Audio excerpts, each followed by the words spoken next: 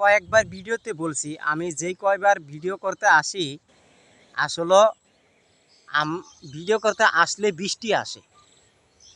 এই যে দেখেন আকাশের পরিস্থিতি, আকাশ পুরো অন্ধকার, দেখছেন? এই যে দেখেন আকাশ পুরো অন্ধকার। তো আমি যেই কবার ভিডিও বানাতে আসি বৃষ্টি আসবে।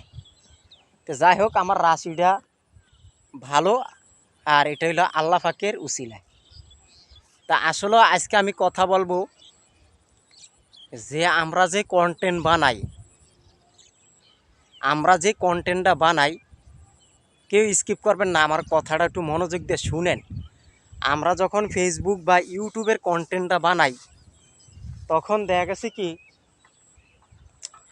আমরা একটা কন্টেন্টের ভিতরে কতটুক সময় দেই, কতটুক ভালো কথা বলি।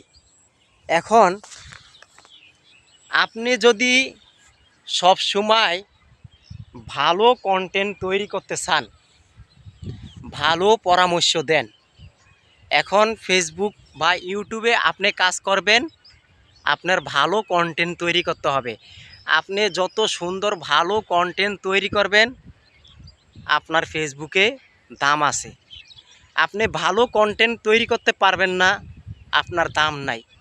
এই যে দেখেন বর্তমানে সোশ্যাল মিডিয়াতে এখন ছেলেদের দাম নাই, মেয়েদের দাম আছে। যে কেমন ভাই, আজকে দেখবেন আপনার ফেজ আইডির ভিতরে আপনি একটা মেয়েদের ছবি পোস্ট করে দেখেন, আপনি পোস্ট করবেন, পোস্ট করলে দেখবেন